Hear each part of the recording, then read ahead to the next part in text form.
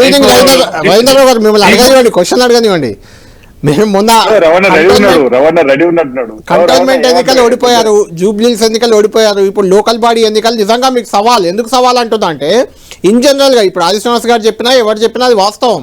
కొంత అధికార పార్టీ వైపు ఎడ్జ్ ఉంటుంది లోకల్ బాడీ ఎన్నికల్లో. ఇంకా 3 ఏళ్ళు ప్రభుత్వం ఉంటుంది, ఏమైనా డెవలప్మెంట్ చేసినా ఇప్పుడు సర్పంచ్ల బకాయి బిల్లులు ఉన్నాయి, ఆ బిల్లులు ఏమైనా ఇచ్చేదైనా ప్రభుత్వం ఇస్తుంది, మీరైతే ఇవ్వలేదు కదా, అది కొంత మీకు మైనస్ ఉంటుంది. ఎలా ఎదుర్కోబోతున్నారు అంటే ఏం చెప్తారు ఎన్నికల్ని?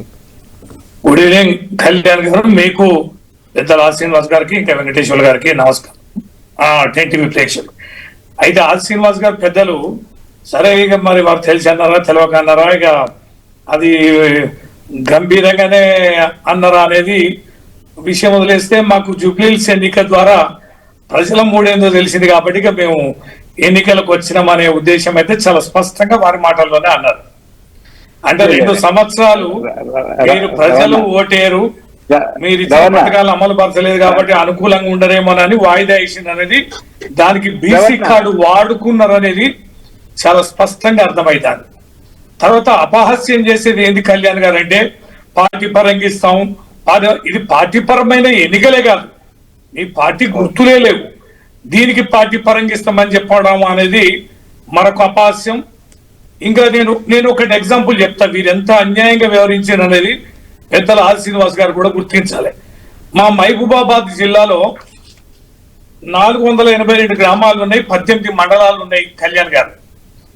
24 గ్రామాలు మాత్రమే బీసీలకు సర్పంచ్లు అయినాయి. 482లో అదే 24 గ్రామాలు బీసీలు అయినాయి. కలెక్టర్ రవీంద్రరావు గారు అది ఎందుకు అయిందంటారు? అలా ఎలా జరిగింది? అది కేవలం 4-5% అది. మీరు వినండి, మీరు వినండి ఒక్క నిమిషం, అది పూర్తయినాక ఇది ప్రశ్న వేయడం సరిగా ఉంటది. అయితే 18 మండలాలల్లో 9 మండలాలు 0 బీసీ. ఫర్ ఎగ్జాంపుల్ నేను చెప్తాను, మానుకోట మండలంలో 41 గ్రామ పంచాయతీలు ఉన్నాయి, 25 ఎస్టీ, 3 ఎస్సీ, 1 మాత్రం బీసీ, 12 జనరల్. పెద్దగూడూరు మండలంలో 41 గ్రామ పంచాయతీలు ఉంటే 18 ఎస్టీ, 13 ఎస్సీ, 0 బీసీ, 10 గ్రామ పంచాయతీలు జనరల్.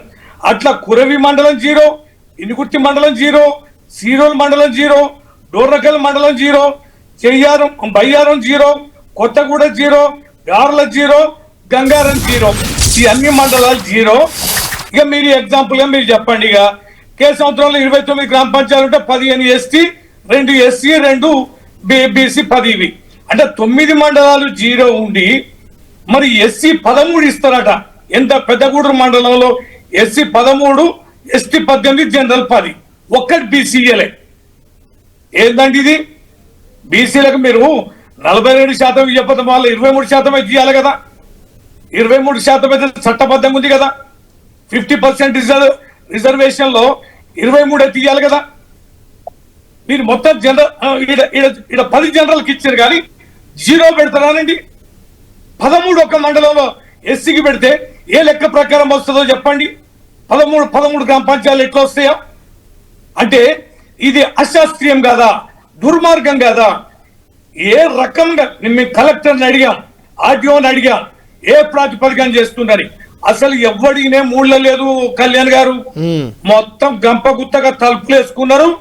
ఎవ్వని మానాన ఏ ఫార్ములా, వీళ్ళు ఎట్లా చూస్తారంటే ఎవడో వాడు పోయి కోర్టుకు పోవాలి, కేసు వేయాలి, ఈ ఎన్నిక కూడా జరగకుండా చూడాలి. శాస్త్రీయ పరమైన ఏ రకం కూడా ఇక్కడ లేదు.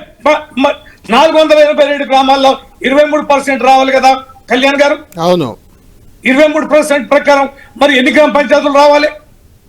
24 గ్రామ పంచాయతీలు వస్తాయండి మహబూబాబాద్ జిల్లాలో. ఇదా మీరు ఎన్నిక పెట్టే విధానం? ఇదా మీరు ప్రజాస్వామ్యానికి ఇచ్చే విలువలు? నేను గెలిచిన దెబ్బలు తట్టుకుంటే చాలా ఇంపార్టెంట్ పాయింట్ మీరు లేవనెత్తింది, చాలా ఇంపార్టెంట్ పాయింట్. అందుకే ఆది శ్రీనివాస్ గారిని ఆన్సర్ ఇప్పిస్తాను. ఒక్క నిమిషం.